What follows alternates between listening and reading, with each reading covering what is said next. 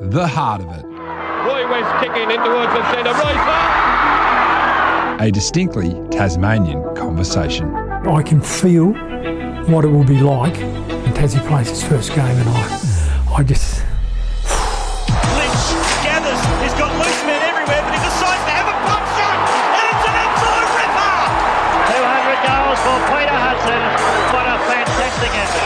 How did he do that? Mia King finishes off in style.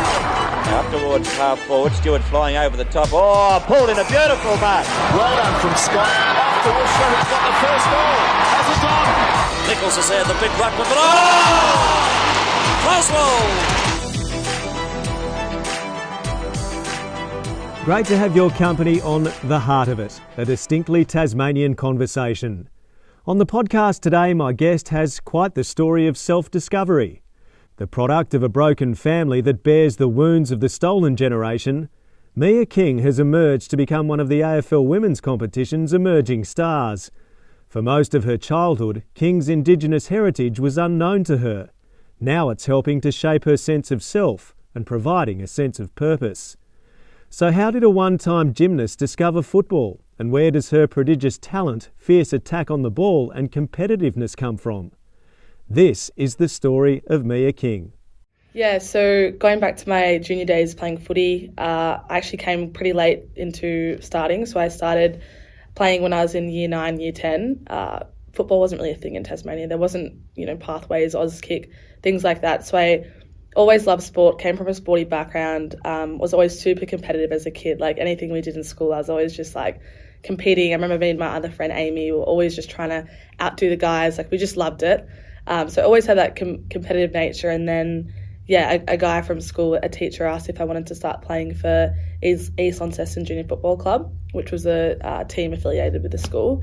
And immediately I was like, yes. I had been playing basketball and gymnastics and, coming from gymnastics, which was quite solo and a lot of pressure. It was so really like a breath of fresh air to be in a team-related environment, which was kind of like that individualised pressure taken off because you were part of that team. So I fell in love with it initially. I remember a group of my friends and I signed up. We had no idea how to play the game. Like we were absolutely terrible, but we just really enjoyed kind of learning the game together and going down after school and kicking the footy. I remember down at East Launceston Junior Football, the Oval, and also NTCA ground. Deb Reynolds was the coach and she was awesome. And I think that, we kind of just fell in love with learning this game that we knew nothing about. And that was kind of the start of my footy career. And then from there, started to get scouted and had Lee Elder and stuff coming along to games, and then kind of went through like the state team, which I was very lucky enough to that like women's football started to take off as I was kind of coming late into my year 10, year 11 years. So very grateful for that, and then it just kind of progressed into that, and which has led me to now being drafted at North Melbourne. So can you remember the first time you picked up a footy and you kicked it and what that was like? Terrible. I remember when I got drafted and I still had a two-handed ball drop. I remember Scott Gowans was like, all right, we're going to have to work on that. But definitely didn't have a natural footy kick that, a lot of kids grow up kind of developing through Auskick. So, still tinkering away at, adjusting that ball drop and stuff like that. But that's why it's just so good to see now. You can see like the skill quality of younger girls coming through that have just started at a younger age. They're going to have, great skill ability. Just having those programs down at grassroots footy and starting from a young age, I think that it's just really going to drive the game. Yeah, you can see it year on year in the AFLW, the next crop of draftees coming through. You can see the skill level and those ball drops and all of those. They're looking good, Great, there's no two-handed ball drops coming in. But it's been great. We'll talk more about your football and how you got to North Melbourne, but can you take me right back to your childhood? What was it like being a little girl? Where did you grow up in Launceston? What was the family environment like? What were your interests? Yeah, so I grew up in Launceston initially. I was born in Launceston, and then my mum's partner, actually, we had to move around a fair bit for work. He was an engineer. So we moved to Hobart for a while. Actually lived, for a few years down there. Loved Hobart. It feels like second home to me. Like all of Tassie does, but loved Hobart. And then we also moved to Orange, New South Wales. I don't know if you've heard of that. So went there for a bit, but we eventually came back down to Tassie and spent pretty much from year one, like up to my schooling years in Tassie and in Launceston. And, you know, it's very Tasmanian. We've got mum and I in one street, my cousins on like the street horizontal to us, and then their mum and dad, the in-laws, on that street, and then our grandparents were around the corner. So my best friend above me. So it was that very nice community kind of feel. There's always people you know around you. And I remember just going down, kicking the footy with my cousins down at East Launceston Oval. And yeah, that was kind of my childhood. I think that, you know, I just love that kind of Tassie lifestyle of going down and kicking a footy. We also lived up near the gorge for a bit, near West Launceston Oval, and just loved getting outdoors, loved nature and doing things like that. Yeah, so there are freedoms that you had growing up in Tassie that maybe a lot of kids don't have, and especially when you have so many family members living in the street, there's always someone to keep an eye on you. Exactly. No, it definitely had that lovely community feel, and I think that Tassie is such a family-friendly and beautiful place, and even now I still love going back over summers and spending it down there. But yeah, very grateful to have grown up in a place like it. Where did you go to school? Scotch Oakburn, yeah. It was a great school. Again, yeah, everyone just felt like family, and the teachers were great. So, yeah. And you obviously had no vision or no line of sight to footy being an option for you as a young girl. So you gravitated to basketball was one of the sports you talked about. What other sports did you play? Yeah, so basketball, gymnastics was one of the main ones. Did that from a young age until like year 6, and then was getting quite high level for that. Ended up breaking my foot at gymnastics, so kind of had a break from that, and then went into basketball and netball. They were the two main ones that I loved. I think I liked basketball a bit more because it had that more freedom with the game, whereas netball was a bit like stop in your zones, and then just loved footy because it was like complete freedom running around. It was like basketball on, you know, a massive scale. So those were the main two, and yeah, I actually did basketball for quite a while. I went away to Nunawading and stuff like that, played state teams, and then it was kind of like that shift between basketball and football. I kind of went more down the football road, and yeah, never looked back. So your gymnastics, was there an apparatus or a type of gymnastics that you specialised in? Oh, I think mine was probably the bars. I hated the beam. That was like scary. No, the bars, so there was the bars, vault, floor and the beam, and yeah, they were kind of all pretty spread out. But so bars is the one where you're literally going round and round and flipping and grabbing back doing on. all that. Yeah, that looks very dangerous to me. I know. Looking back, I'm like, how did I do that as a little kid? I would not do it now. So what could you do in it? Just like flips and jumping from one bar to the other and doing all those those types of things. I honestly don't know. It was at such a young age as well, but yeah, I think that I just kind of lost that passion for gymnastics, and because it is so, you know, pressurized, you kind of go out, you perform on the day, it's just you there. So that's why I just fell in love with footy and running out. It was more social, and for me, I really value like connections and friendships and stuff like that. So playing team sports was definitely a big favourable thing for me compared to gymnastics. Do you think there were things from those other sporting experiences like gymnastics or basketball that ultimately helped you become a very good footballer? Yeah, 100%. I talk to people a lot about this. I think that doing gymnastics from a young age definitely taught me a lot of things, and that, you know, strength and qualities that are needed for football, and then as well as basketball, that like competitive nature and the agility and stuff like that. And that's why you see a lot of cross-coders that come from, less so now, but still we get Irish girls playing Gaelic football, and we see like those traits that, all right, they've got that speed, they've got that agility. So we've got Erica O'Shea and Neve and Vicky Wall, who's actually representing the Olympics in the rugby, which is pretty cool. But you can see how if you've got those qualities, you can, you know, pick up the footy and kind of adapt that. So yeah, I definitely think that sports and those qualities help in AFL. You touched on it a little bit before. Lee Elder had an influence in your emergence as a player at a young age. So Can you talk a little bit about how, once you got into that pathway system in Tassie, how you took the next steps to reach an AFL list? Yeah, so Lee was great. He obviously started scouting me first, and I've got to mention Guy Chalky Gray was also another one key in my... playing when I was a kid in the old state league. Yeah. I actually caught up with him a few weeks ago, helping him coach he's coaching the Burnie Dockers in TFL. So that was great fun. It was good catching up with him, but I just love his passion for women's footy, and he's, I reckon, a key contributor to the, you know, women's pathways in Tasmania. So definitely he was another main figure in my AFL career as well. But yeah. When did you think, actually, I'm not bad at this. I could maybe play this game at the highest level? I think it was probably year 11 or year 11. Started, doing quite well at East Launceston. That was junior, but it probably wasn't until I played for Launceston Women's, the TSL, and started going out for some state trips as well in year 11, and I think I got selected for allies and things like that, and it was starting to look kind of just like that next step, and I was thinking like, and then I had some meetings with North Melbourne and especially my draft year going through the combine. I think that was when it started to feel pretty real. During my draft year was year 12, and I remember that year was pretty full on trying to do year 12 and then also having, the prospects of playing AFLW. So yeah, I think it was that year. I read that you were determined that you only wanted to go to North Melbourne. Why was that? Oh, that's correct. I think I was slightly in favour of, just because of the Tassie connection and the fact that I had, Dari Bannister and who was already on the team, and Nicole Brazen-Hand. So it felt a bit more, like I had that connection to it from home. So I think that, I only nominated Tasmania, so I would go to the Kangas, and I'm very happy I did so. It feels like a second home for me. So what's it like when you hear 2019 you get drafted? What's it like when you find out that dream's realised? Yeah, I think it was a pretty big shock. I actually went over to the combine, and I was there. I mean, the draft day I was there for it was pretty cool. I came back and I remember all my friends just were at the airport, and it was unreal. So it was so great that they were there to support me. But yeah, it wasn't until I reckon I finished up year 12, and then we had the opportunity to still play footy in Tassie. But so the first year we did it, we actually had a small base of girls down in Hobart and then the main base up here.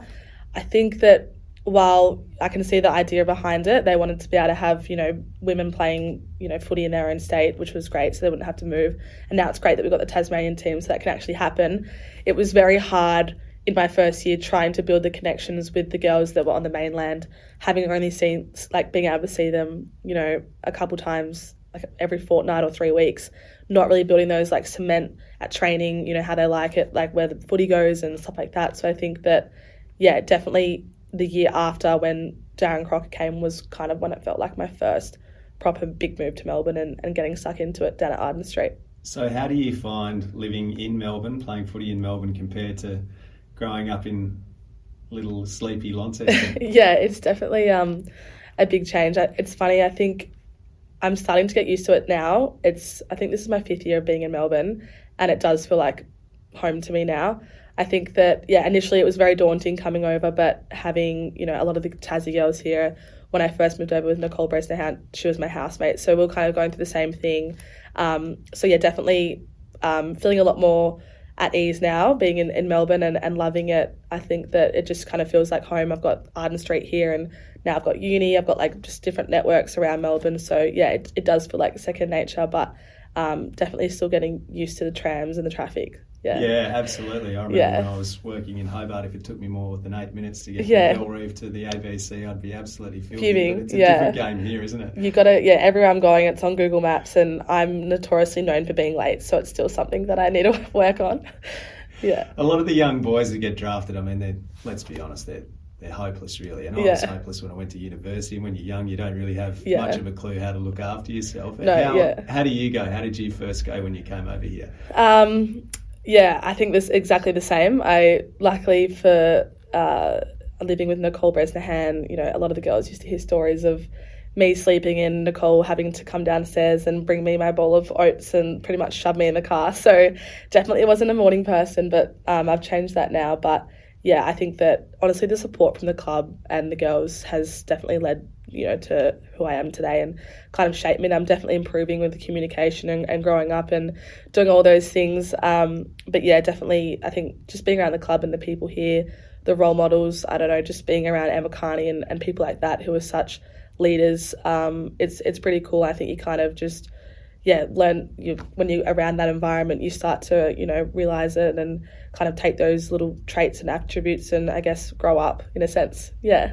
You are exposed here to some fantastic role models, aren't you? You mentioned Emma Carney. She's been an All-Australian every year that this AFLW competition has been in existence. You play in the midfield with Jasmine Garner, arguably the best player in the competition. Ash Riddell's in there as well. How much mentorship have you got from those more experienced players? I think, from the moment I got drafted, all the girls being great, but especially Emma Carney, she was a big mentor for me.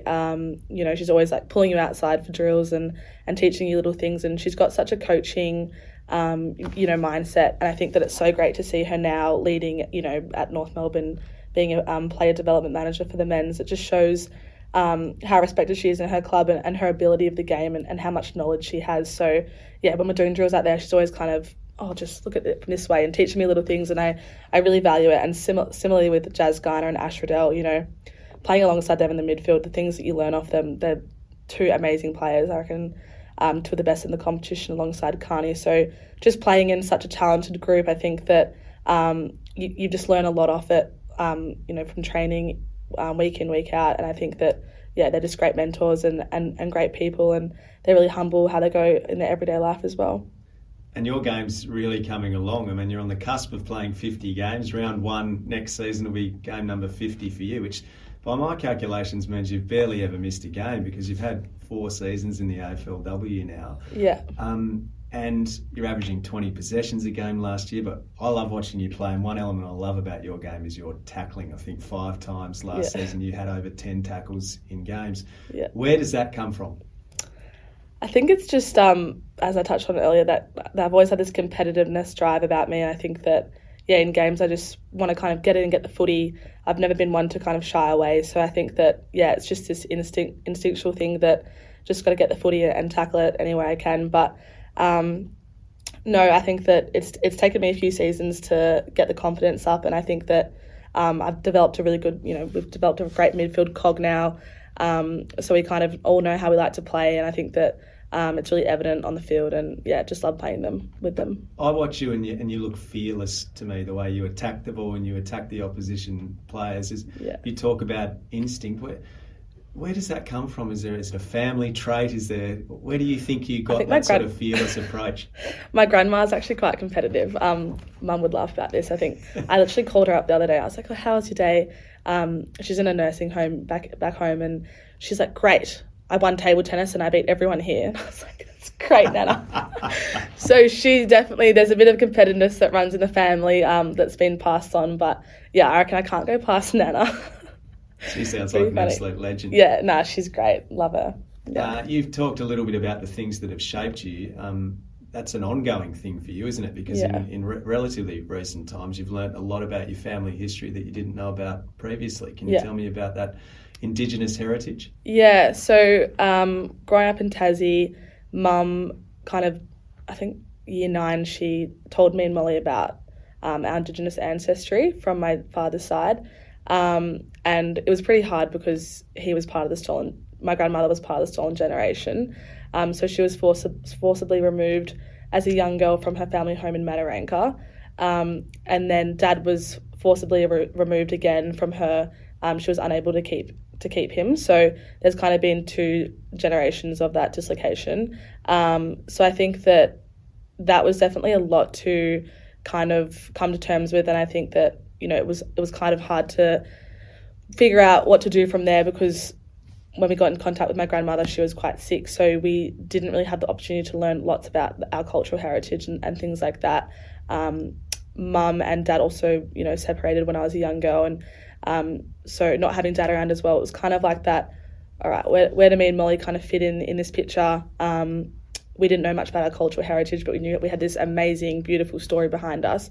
So I think it kind of has been this unravelling and learning about this side in our journey. And I think that I've been doing a few talks with, newspapers and stuff like that with North Melbourne, kind of talking about my story and letting people know, what kind of my family's been through, I guess, just to kind of, shed light to our history in Australia and the things that kind of happened there and the impacts that that's had today and still continues to have. So I think that, it's really powerful sharing those stories and letting people know about that. And I recently did a trip up to Wadair, which is a one of the largest indigenous communities in the Northern Territory. I went with Zoe Savin-Ryan, another North Melbourne player. So her father, her uncle Shane Radbone used to play for Essendon, and he runs some programs up there. We went along with Tipper as well, so that was really cool. Anthony McDonald. Yeah, we're actually heading back in 2 weeks, so I'm really excited to do that. It's just a new world up there. I think that it's very eye-opening and kind of, going to this community and bringing everyone together through this game of football that we all love. You can see how much that they love it up there, and how they play the footy is just absolutely amazing. If I talk about instinctual, they will pretty much just run and carry. They love attacking the game. So it's very exciting footy to watch. No two-handed ball drops up there? No two-handed ball drops, no. And they've got a left foot as well. Both sides of the body. You said it's eye-opening, so can you elaborate on that a little bit, what you saw and what sort of most struck you about that experience? Yeah, I think it's eye-opening in a sense that before we went over there was a lot of talk about how, the community was very violent, and there's been a lot of all of these negative stories, and we didn't really know what to expect, and we're like, all right, well, let's just, see what happens when we got there. I got there and I was like, where's the violence? It was the most beautiful community. Everyone was so welcoming. They did the most amazing welcoming to country for us. All the community, they all gathered around. It was absolutely beautiful. And I think that it was interesting talking to a lot of the, community up there and the people that work there. News articles and reporters are very, eager to report on all the negative things that happen, but they're not so, keen to kind of shed light on all the amazing things that are happening too. So I think that it was eye-opening in that sense, just kind of seeing both parts of how that worked out, but also just eye-opening of how different it is up there and communities. And I think that, the little things for them, it's just so amazing to see them, playing footy in, where they love. And it's just, it was an unforgettable experience. I loved it. And in terms of your own personal journey of discovery, what have you learned? You touched on it a little bit. So your grandmother's from the stolen generation, your father was taken as well. How much have you learned about your own culture, where's your tribe, all that kind of stuff? Yeah, so when we kind of started to learn about all of these amazing, stories, we kind of went down a path of discovery, and Mum got in contact with my Uncle Robbie. So he lives up in Swan Hill, a teacher for indigenous kind of students up there and a mentor for them. And he's been teaching us a lot, so he knows a lot about, my grandmother, having lived with him and growing up with her. So I think that, my family is from Jawan, which is that's our tribe. It's up in Mataranka in the Northern Territory. He's been teaching us about our totems and things like that, the black cockatoo. So we're kind of on this path of discovery, and I think that, going up to that Northern Territory and seeing it firsthand was amazing. And, I didn't get to go to where my family's from, but my uncle and my sister and I are all looking to do a trip up there to kind of go back and hopefully get in touch with some relatives and some family that are still living up there. Has it helped you piece a few things together in a way about sort of your personality or your traits or who you are, sort of discovering that there was this other side of the family history? Yeah, I think it's kind of, and that goes along with the growth that I think that I've had in the last few years, is kind of shaping together who you are and the views and the values and all those things that you kind of believe in. I think it's kind of shaped Mia and what she believes in and kind of what she wants to do. So I've even applied for a job I've got an interview at Caulfield Grammar next week, being a Indigenous mentor for Indigenous scholarship students. So I think that there's this other side that, being drafted for football kind of has opened up these opportunities to kind of educate and talk about these things that I might not have got. And now I can kind of use this to help younger people coming through that have kind of been through similar things. Yeah, that's brilliant. I think you'd be awesome at that. Indigenous round is obviously a big part of AFL men's competition and AFLW as well, and those magnificent jumpers that you get to pull on with all the awesome Indigenous art. How special is that to you to be part of? Indigenous round is by far my favourite round. The girls love it. I think that we've had our design artist, Emma Bamblett. She's absolutely amazing. She's like a second mum. She's always like, come into my store, Mia, whenever you want.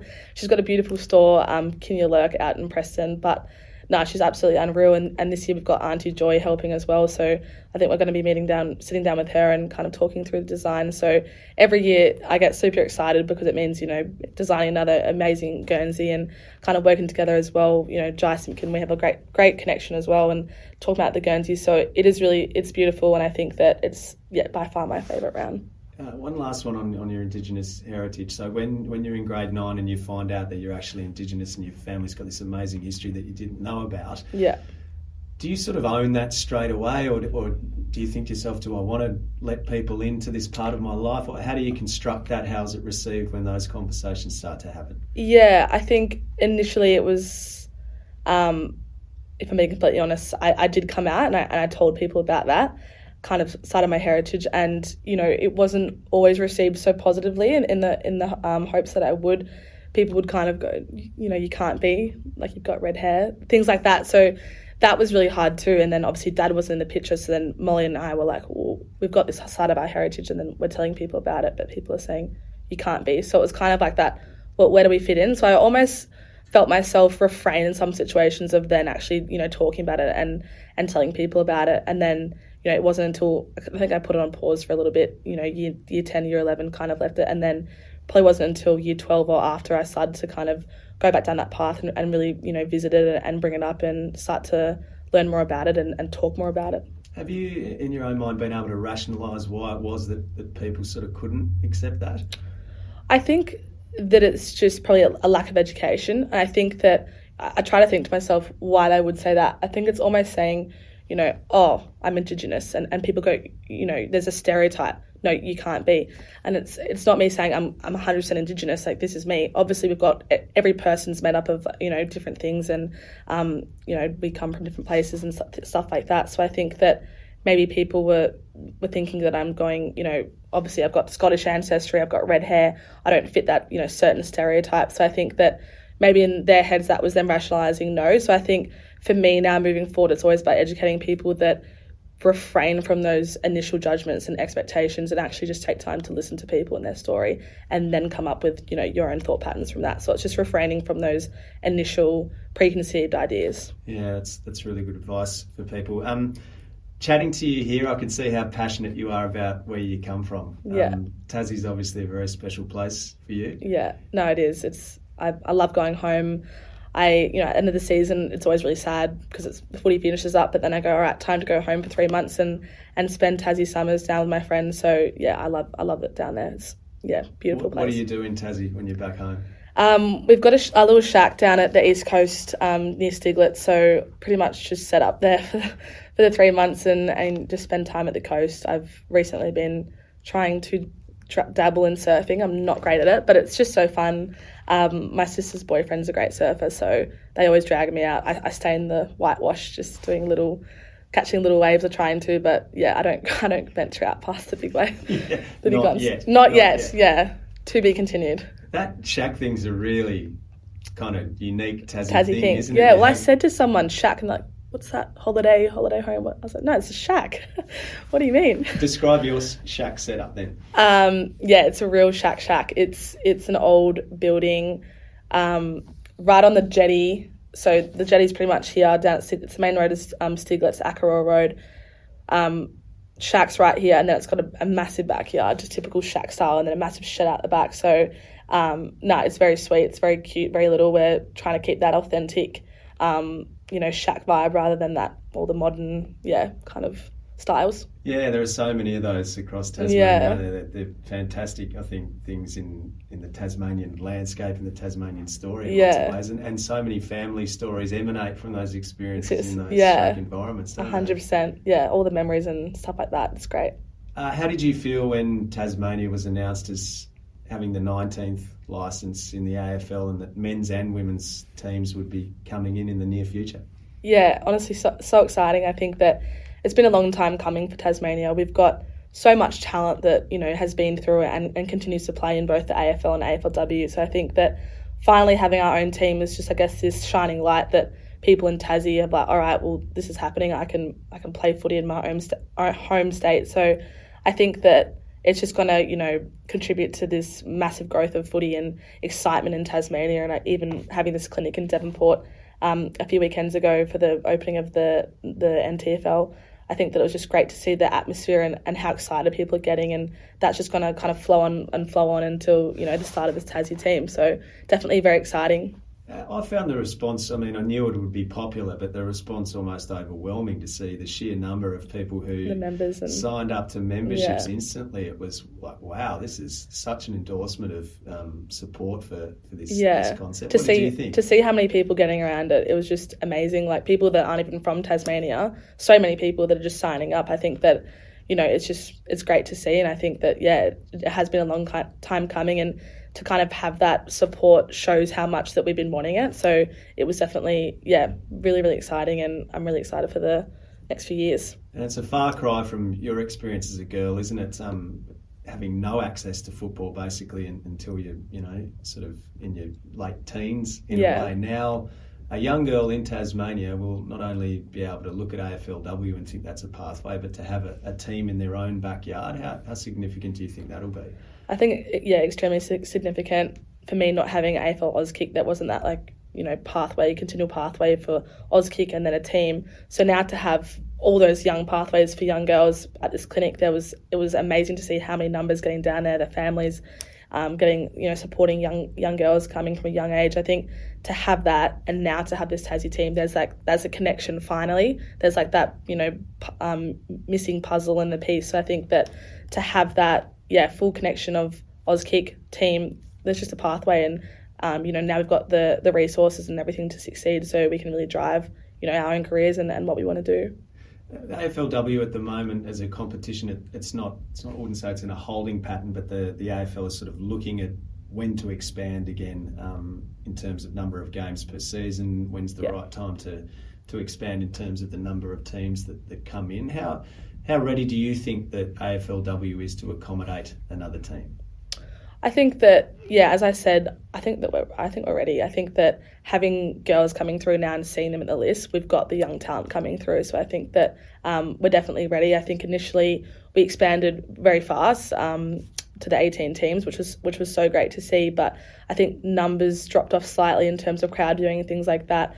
Not sure if it was skill development, or maybe we didn't quite have, someone kind of said it dropped a little bit, dipped. But I think it was because we suddenly welcomed so many teams and maybe didn't have that great, the talent dispersed a little bit, but now it's evening up again. We've got talent coming through, so I think that it's so evenly distributed, and now we're going to be on that upwards trend of just, improvement in games and getting more crowds and things like that. So I think we're definitely ready to welcome another team. And game time increased last season as well, so the quarters were longer, which still not as long as an AFL men's match, which makes your 20 possessions on average a game and 8 or 9 tackles a game all the more exceptional. Is that something that you embrace, something that you really wanted to have longer game time? Yeah, I think that we're just pushing to kind of have that equality between men and women's teams. But I think that, game time was certainly one of them. And I think the next thing we've kind of got our eyes on is increasing, games in a season. I think that the CBA has been great, and we're negotiating at the moment kind of with that, but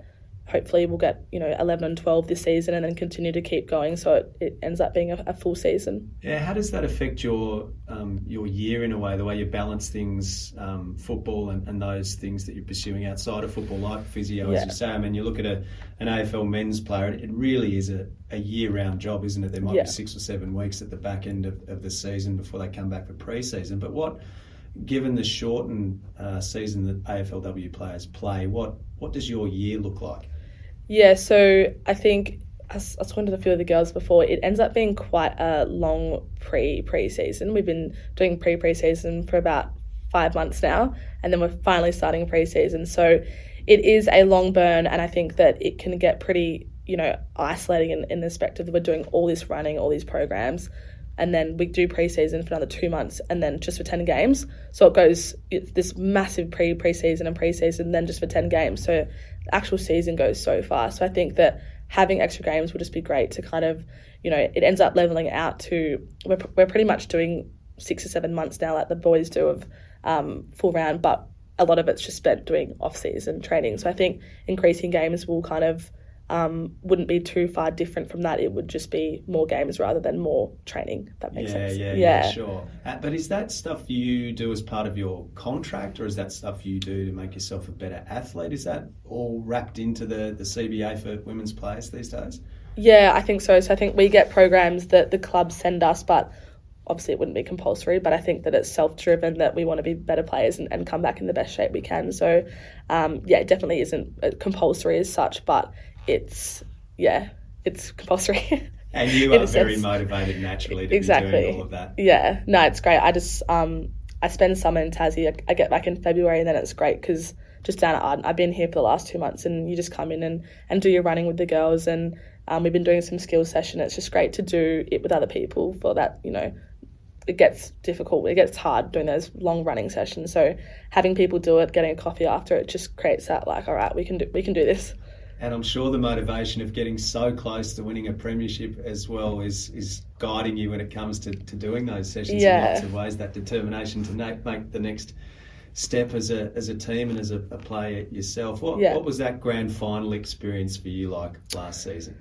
Yeah, the grand final was very surreal. I think, first ever grand final I've played in at an AFLW level. I've been lucky enough to play a few in Tassie, but definitely very different in that respect. I think that, just that whole week was a big blur for us. I remember coming to the club after the preliminary final against Adelaide, and that whole week we had, news reporters here and things like that. It was just like, what is going on? Like, we felt like royalty, but honestly, the club was so great. The men got behind us, and the actual day was amazing, and we fell short ultimately, which we're very disappointed about because we were in it until 3/4 time. So knowing that it could have gone our way was pretty hard to swallow, but I think that it has given us that hunger for the next step. I think that our improvement last season, and it kind of started coming together in the last few games, and we've been building for seasons now under Darren Crocker, who's been a terrific coach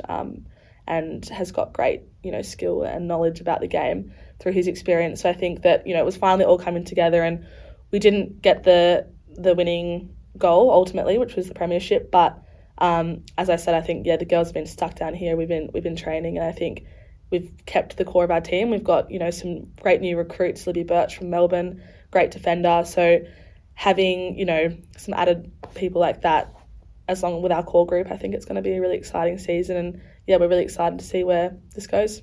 And you've not so long ago signed a new contract. So you're locked away until the end of 2026? 2026. Yeah, so another 3 years. It was a no-brainer for me to sign on. I just love the club. It's home here. I think that I can really see the future of this and what we're kind of going for and what's in sight. So I think that just love it and wouldn't want to be anywhere else. All right. Fantastic chatting to you, Mia. A couple of quick questions just in closing then. Yeah. If your North Melbourne teammates were going down to Tassie for the weekend, where would you say that they absolutely must go? Probably the east coast of Tasmania. Can't go past Bay of Fires and Coles Bay and Wineglass Bay and all that. Pop into Devil's Corner while you're there. And then in Launceston, bread and butter is my go-to, and obviously the Cataract Gorge. And then if you're in Hobart, Mona, the Mountain, Salamanca markets. Yeah. That's very good, actually. Yeah. It makes me pretty keen. Yeah, I want to go now. Right now and go. Your favourite football ground in Tasmania? Oh, I love North Hobart Oval, and then probably UTAS because I've played a lot of premierships on there and been successful, so it feels like good luck. Your favourite moment of playing football in Tasmania, or favourite experience associated with footy in Tassie? Probably playing my first AFLW game in Tassie, and then probably just my whole juniors and TSL, all of it, just the experiences that I had there and playing premierships and kind of falling in love with the game, I guess. And Tasmania's AFLW team, not totally sure when it's coming into the competition, but let's say it was coming in tomorrow. Yeah. If they had the pick of one player, any player they wanted from the AFLW currently, and they had to go, who would you recommend they select? That's a really hard one. I'm on the spot. I've got a contract for you in my folder, actually. Okay, just don't tell Croc.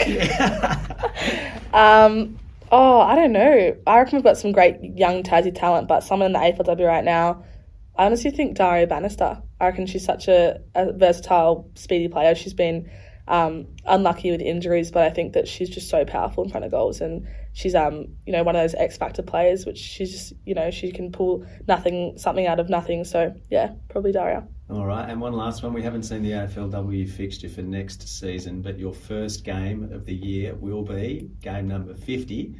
Where would you like that to be played? Can't go past Tassie. A home game would be nice. Either Bunston or UTAS, but hopefully Tassie game. Get the family and friends there. Any preferred opposition? Why not Brisbane? A grand final rematch. Mia King, emerging AFLW star. Proud Jarwin woman. Budding surfer. Shack lover. I hope you've enjoyed hearing Mia's Tassie story. Make sure you subscribe to the podcast and share with others. I'm Alistair Nicholson. Thanks for listening.